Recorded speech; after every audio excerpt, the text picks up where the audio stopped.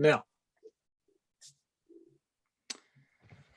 Welcome everybody to the first of many, we hope many, Museum of Philately chats.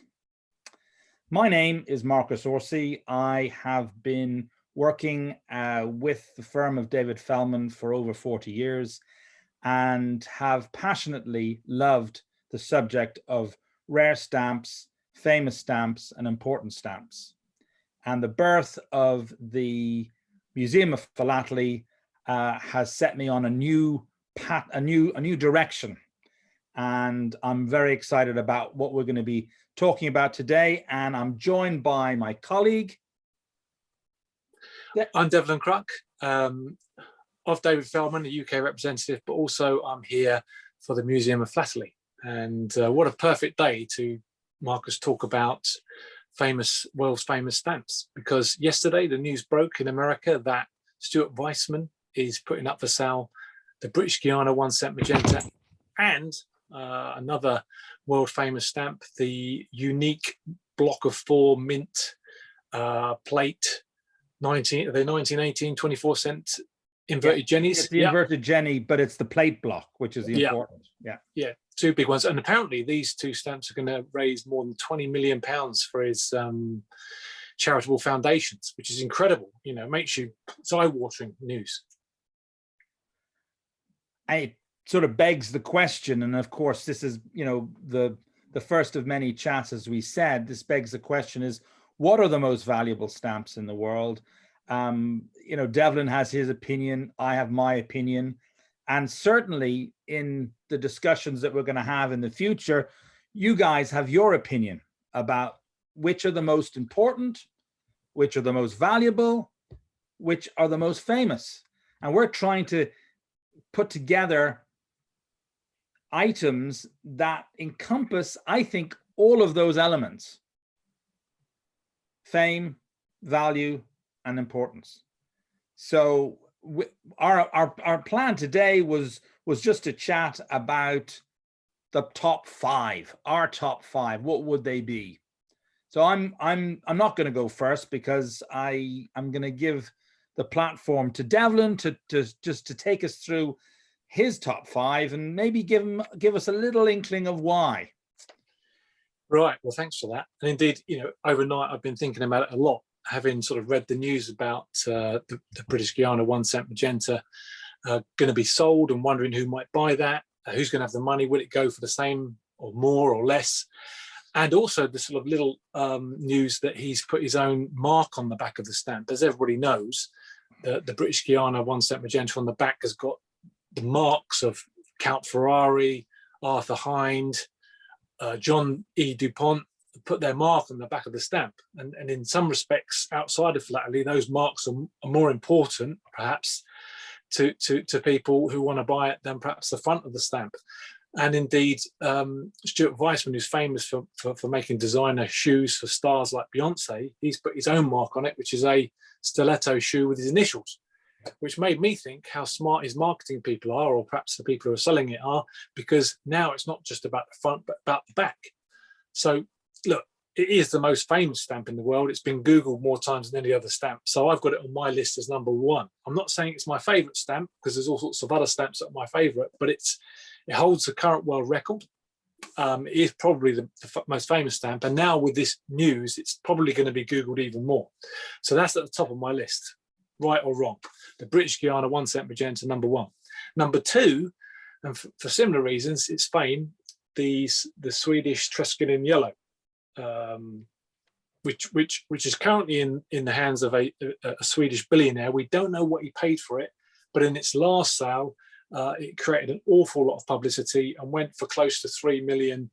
So it's an expensive stamp. And one wonders, if that came on the market right now, what sort of excitement that would create. And the similarities between these 2 stamps are that they're both unique. There's only one of them, or certainly one that's been found. My third, and I love this cover, this probably would be one of my favorite stamp cover combinations, is the Bordeaux cover, which is the Mauritius post office issue, 1D red with the 2D blue. I mean, what a cover. And I think even if you were conservative, even at its last sale, it went for sort of 5 million, 6 million, whatever the conversion rates are for dollars. That was a long time ago, and you wonder if that came on the market, the clamber that would be after that cover. So that's one of my favourite covers, but it's on the list as number 3 because it's been out of the limelight for a little while, and it hasn't got any stiletto shoes on the back. My next one, number 4, is the Hawaiian missionary cover, which has got the 2C, the important 2C. But it's a very important cover, use your terminology, because it's also with the combination with the 5C, which is more common, but it's also got a couple of American stamps on it as well, and it's just incredible. That used to be in the collection of a very famous German philatelist, Huib, that's how you say his name, and I think he paid something like... It's Haub, actually. Haub.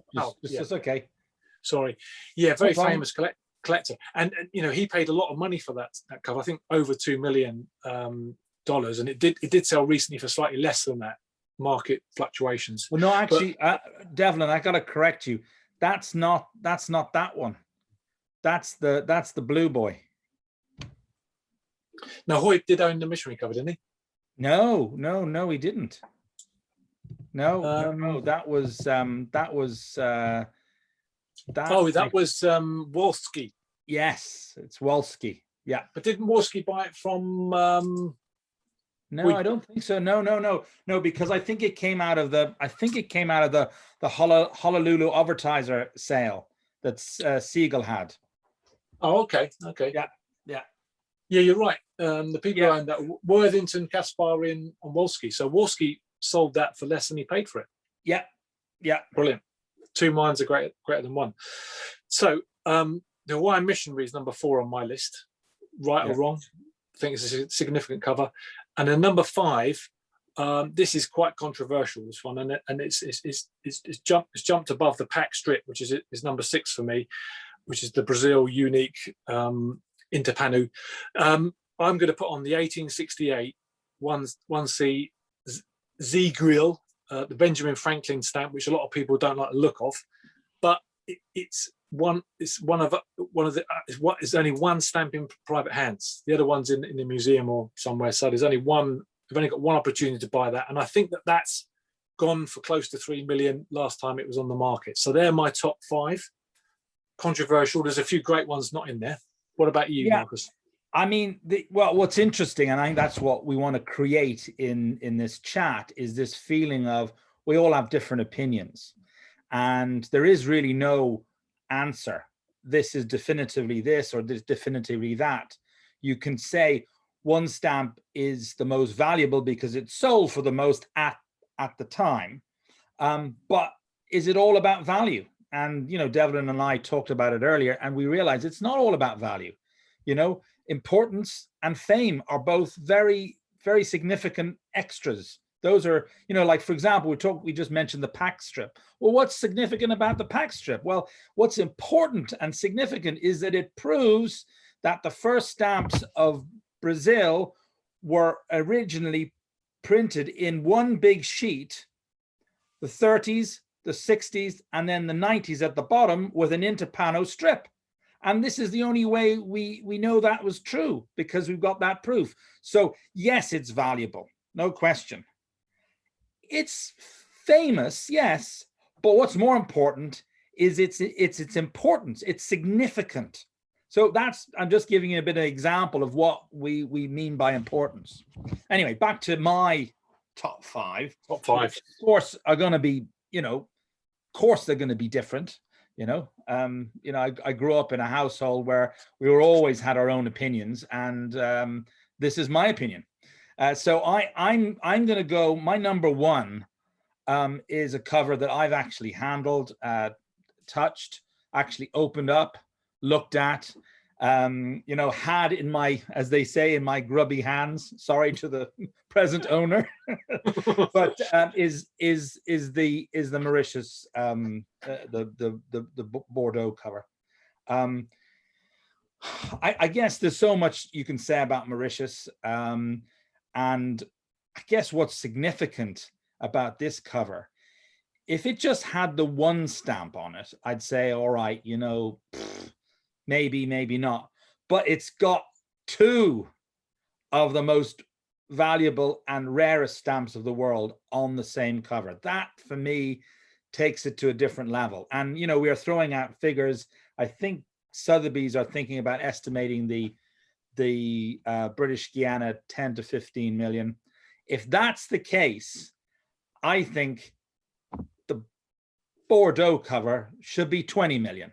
So I'm sticking it out there. So that's my number one. And you know, you can go on to the museum, you can read lots of books about the Mauritius, the first post-paid stamps, and you can read a lot about it. And it's a fascinating story from the ball that happened, that was the result of why they produced the stamps initially, and then going on to all the different discussions about why it had post office on it instead of postpaid. So it's a fascinating story. So that's my number one. Number two, well, it has to be, you know, if that's number one, number two's got to be the British Guiana. So I don't really need to say Devlin said all he can say about the British Guiana. He said too much about it. Yeah, well, look, it's in the press. I mean, you know, we're going to know 8th of June, I think. Yeah, how long is it? The last time, I think I'm just, hang on, I'm just going to get something. Don't go away. I'm just going to get something. I think, because I was, yes. So yeah, I thought it was. So 2014 was when Sotheby's had it last. And that was also in June the 17th, 2014. So, and I was privileged to actually be at the auction. So what an exciting, and interestingly enough, I sat beside Erwin Weinberg, who was the guy who was the one who actually brought it to fame and took it on a world tour. And no one's ever done that with a stamp. I think he even traveled on Concorde or something. There was some big hoo-ha at the time. But anyway, I just thought it was amazing. I was at the sale, sitting beside Erwin Weinberg, and I met him, and we talked, and we had discussions, and then we became quite close friends. Unfortunately, he recently passed away. But anyway, it was great to be at that sale. Wow. That was exciting. No, it's worth having. Sorry? I say it's worth having this conversation just to hear that. Wow. Yeah, I know. So my number three is the Hawaiian missionary cover. Again, significantly two important stamps. The main one being the 2 cent, but you know, what a wonderful story about the Boston Missionary Society that printed these stamps, and it was just an exciting, a lot of great correspondences and great covers. And for example, the Bombay cover is another one. That was a missionary correspondence. So missionaries at the time were very significant because they were educated people. Many of them were educated people, and they were going to far-flung areas of the world to preach the gospel, and they could write. So they were able to write back. So whether they produced, like with the Uganda, whether they produced the Ugandan missionary stamps, which were printed on hymnal paper, typed out and so on, or they actually went to the trouble of actually printing the actual stamps, which is the significance here with the Hawaiian missionaries. So that you know, that's got fame, that's got importance, but it's got that historical element, that X factor, in my opinion, where you've got this missionary connection, which I think is fantastic. Number four is, again, a stamp that I've had in my hands, flipped it in my tweezers, as we say, which is the 3 Skilling Yellow. I've handled it. We've had it in auction three times, each time selling for a bigger price.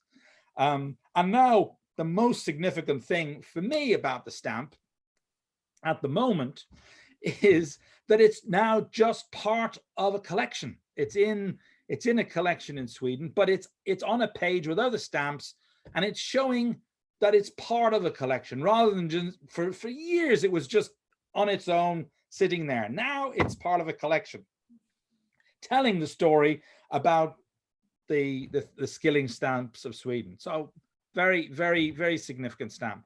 Now my fifth is, I think, potentially could be the most valuable, but we don't know. We'll never know, because it's probably disappeared, destroyed.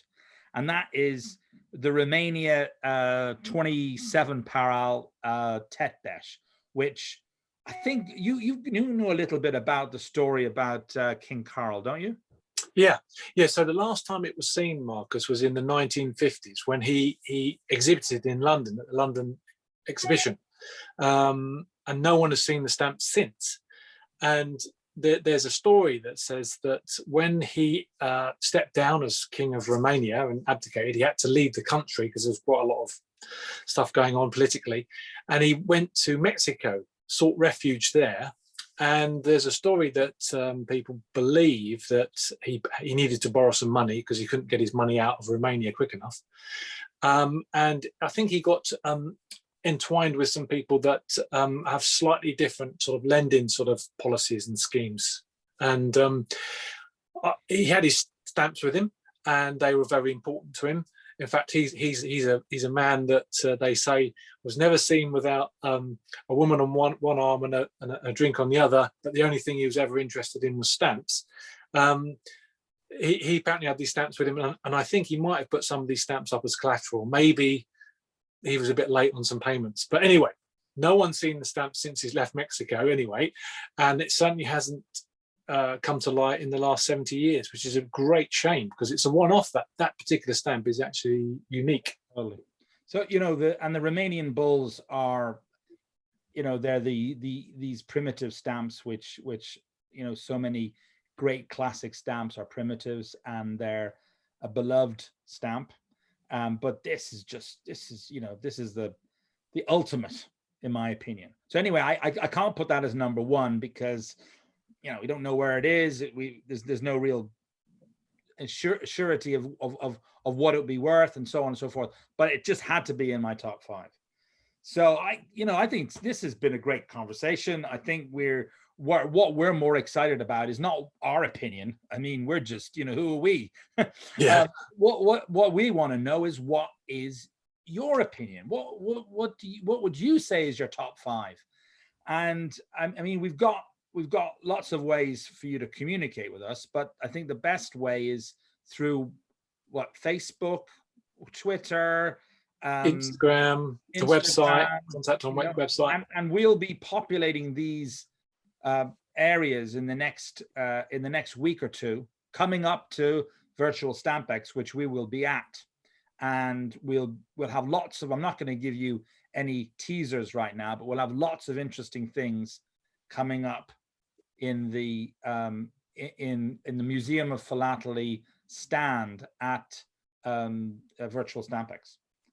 So we really would love to hear from you, and there'll be more information coming. Anything more you got to say? Yeah, there's other stamps out there that we've not mentioned. Of course. There's the era of color, the Spanish one. Is it 1851? The blue era.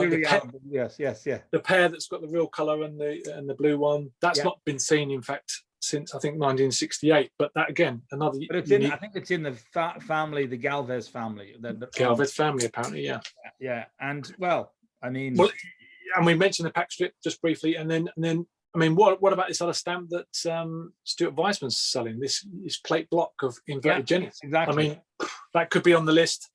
And we've got the Blue Boy, we've got the famous the French Vermillon Tetbesh block of 4. There's the Baden error, color error on cover, and there is so many more. And actually, as we dig, and that's what Devlin and I are doing, and that's what's exciting about the museum at the moment, is we're digging through catalogs and references and finding things, and what's more important actually isn't just the stamps and their fame and their importance and their value, it's their stories. The stories are fascinating. Who owned them, how much they paid, you know, where they got lost, they got found, you know, all that kind of thing. So, I mean, you love the stories, don't you, Devlin? I love the stories, and indeed, at some point, we must have one of these discussions and chats and share it with people on maybe some of the tales behind some of the stamps and the people that collect them. Well, as we said at the beginning, we wanted to keep this to 5 minutes. Well, I think it's a little over 10. So, but anyway, it doesn't matter. We've kept it to. I hope you've been kept riveted by this conversation, and there's going to be more coming.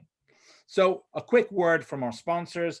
Obviously, having worked with David Fellman, we were the ones that put it together. So, David Fellman at the moment is sponsors. We are at the moment looking for other sponsors. We have had some discussions, but at the moment, DFSA is the one that's sponsoring the Museum of Philately. But we would also love to hear from you about your comments on the museum as well, wouldn't we, Devlin? We would, yeah. I mean, in fact, there is an email address, info@museumofflatley.com, which is a good one to use if you're into just using email. Comments, suggestions, be brilliant. What's the website address for the museum? It's www.museumofflatley.com. Yeah, all one word. All one word. All one word. Right. Well, that's all from us for today. I think. Yep. I think what basically is saying, see you again soon. There's more to come. Thank you. Lovely to talk to you, Marcus. All the best. Yeah. Thanks, Devlin. Cheers. Okay. Bye.